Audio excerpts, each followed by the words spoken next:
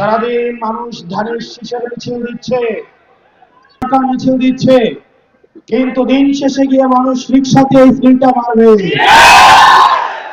কারণ মানুষ চাঁদাবাজিতে অতিষ্ঠ।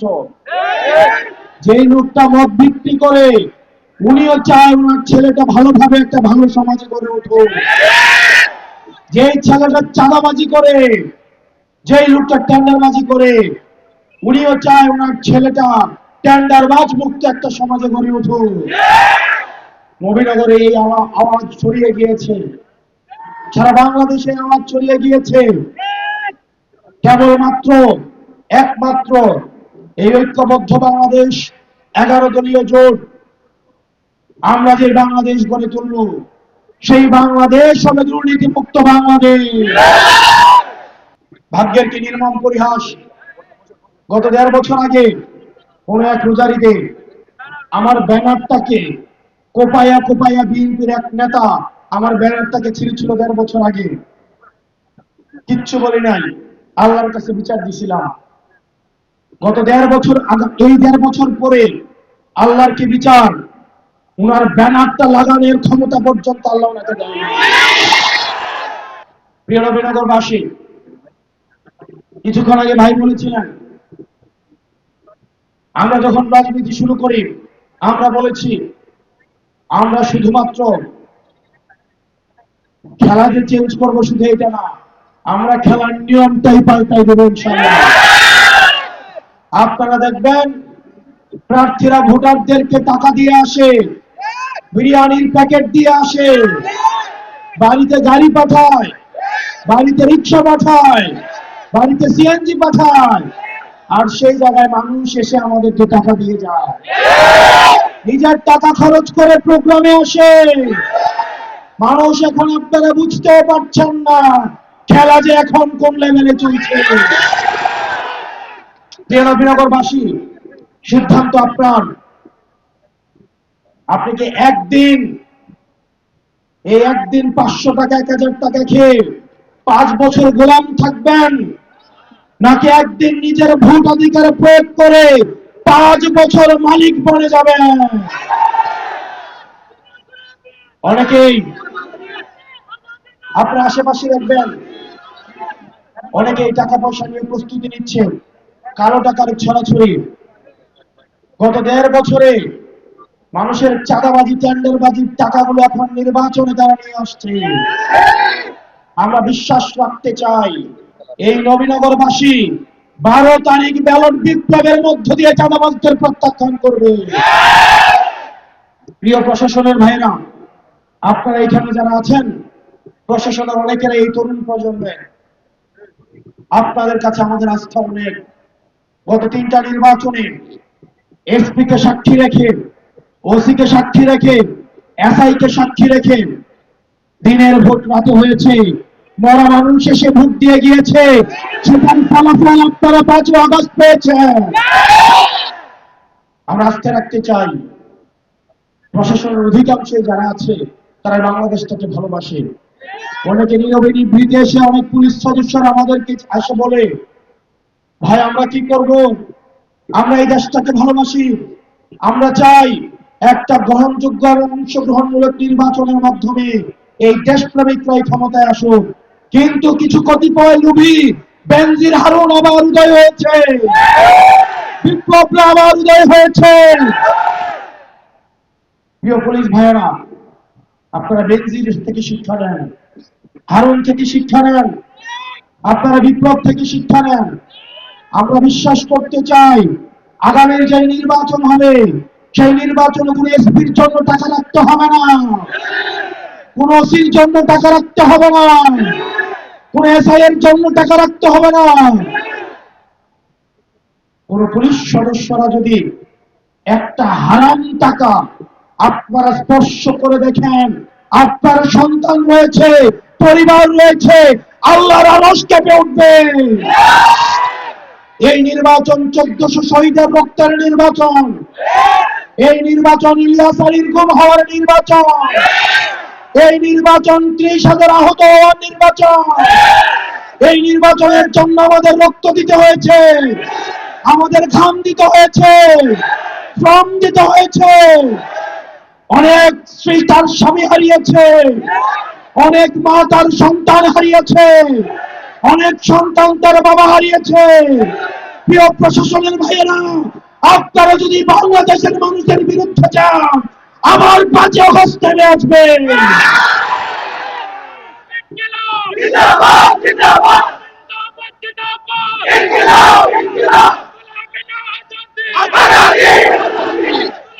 প্রিয় প্রশাসনের ভাইয়েরা, আমরা আপনাদের ভাই, আমরা আপনাদের বন্ধু। এই দেশটা ঠিক করতে হইলে প্রশাসনের ভূমিকা গুরুত্বপূর্ণ। যখন কেউ অন্যায় আবদার করবে, আপনার সন্তানদের চেহারাটা মনে রাখবেন, কারণ আজকে যে বাংলাদেশ আপনি রেখে যাবেন, সেই বাংলাদেশটা আপনার সন্তানের জন্য রেখে যাবেন। আজকে যদি ভোট চোরদের কাছে দেশটা রেখে যান, ভোট চোরদেরকে দেশটা তুলে দেন, এই ভোট চোররা আপনার সন্তানদেরকে রাস্তার মধ্যে গুলি করার জন্য আপনাকে নির্দেশ দিবে। সিদ্ধান্ত আপনাদের। প্রিয় সিডিসিরা, এসপিএসআইরা, সিদ্ধান্ত আপনাদের। আপনারা কি ক্ষমতা ভোট চোরদের হাতে তুলে দিবেন নাকি জনতার হাতে তুলে দিবেন? প্রিয় মিডিয়ার ভাইরা, আমরা জানি আপনার নিরুপায়। তৃণমূলের সাংবাদিকরা এসে আমাদেরকে জানায়, ভাই আমরা খবরটা পাঠাই, এই খবরটা কেটে দেওয়া হয়। অন্যদিকে দেখলাম সারা মিডিয়া সব জায়গায় একটা দলের শুধুমাত্র বন্ধনা, প্রশংসা, সব বন্ধনা শুধুমাত্র বিএনপির জন্য। কি নির্লজ্জ মিডিয়া! মিডিয়া খবরের মাঝে মাঝে বিএনপির প্রচারণা চালায়।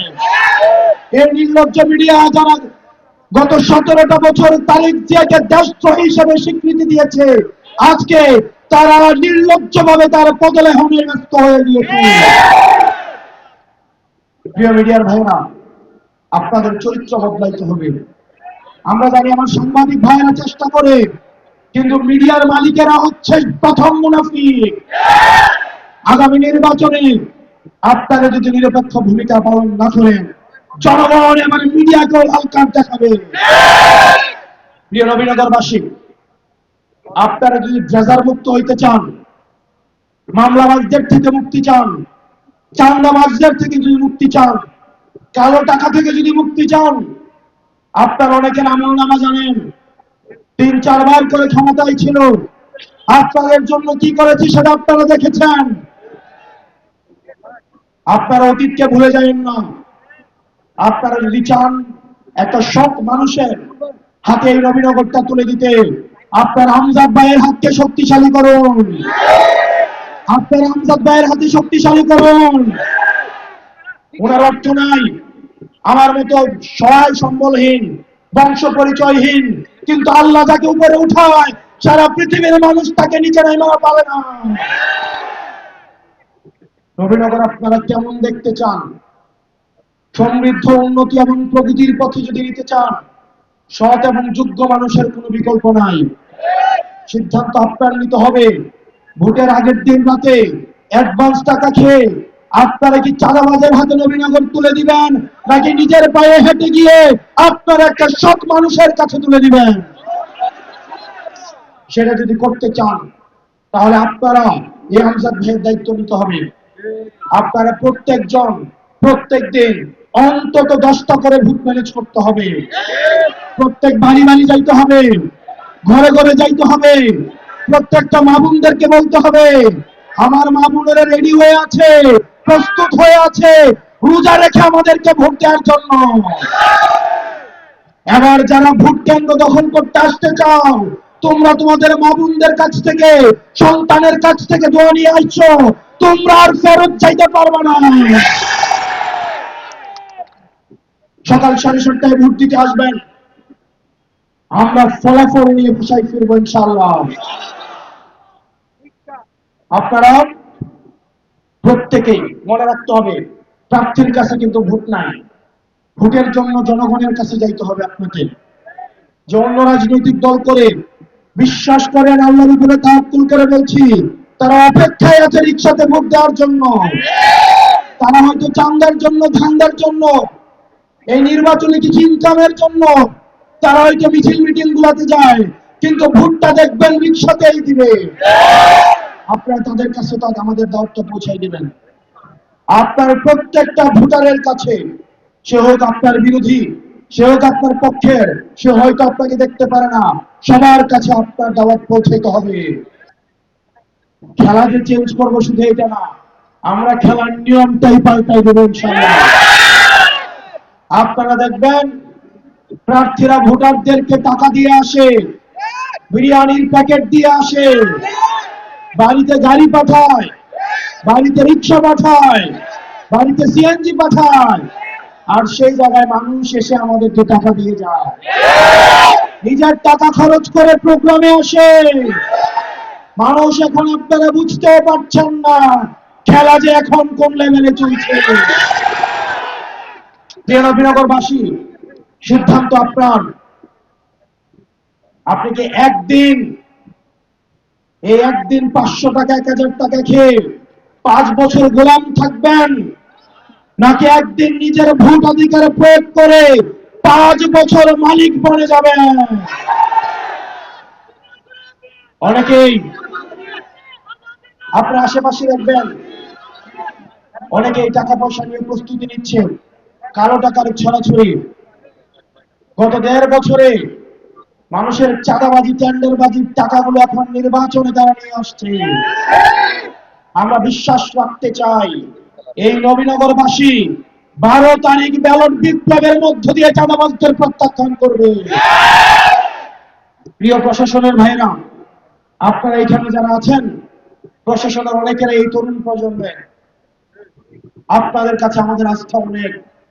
গত 3টা নির্বাচনে এসপি কে সাক্ষী রেখে, ওসি কে সাক্ষী রেখে, এসআই কে সাক্ষী রেখে দিনের ভোট রাতে হয়েছে, মরা মানুষ এসে ভোট দিয়ে গিয়েছে, সেটার ফলাফল আপনারা 5 আগস্ট পেয়েছেন। আমরা আস্থা রাখতে চাই প্রশাসনের অধিকাংশে যারা আছে তারা বাংলাদেশটাকে ভালোবাসে। অনেকে নীরবে নিভৃতে এসে অনেক পুলিশ সদস্যরা আমাদেরকে এসে বলে, ভাই আমরা কি করব, আমরা এই দেশটাকে ভালোবাসি, আমরা চাই একটা গ্রহণযোগ্য এবং অংশগ্রহণমূলক নির্বাচনের মাধ্যমে এই দেশপ্রেমিকরাই ক্ষমতায় আসুক। কিন্তু কিছু কতিপয় লোভী বেনজির হারুন আবার উদয় হয়েছে, বিপ্লবরা আবার উদয় হয়েছে। প্রিয় পুলিশ ভাইয়েরা, আপনারা বেনজির থেকে শিক্ষা নেন, হারুন থেকে শিক্ষা নেন, আপনারা বিপ্লব থেকে শিক্ষা নেন। আমরা বিশ্বাস করতে চাই আগামীর যে নির্বাচন হবে, সেই নির্বাচনে কোনো এসপির জন্য টাকা রাখতে হবে না, কোন ওসির জন্য টাকা রাখতে হবে না, কোন এসআই এর জন্য টাকা রাখতে হবে না। কোন পুলিশ সদস্যরা যদি একটা হারাম টাকা আপনারা স্পর্শ করে দেখেন, আপনার সন্তান রয়েছে, পরিবার রয়েছে, আল্লাহর আরশ কেঁপে উঠবে।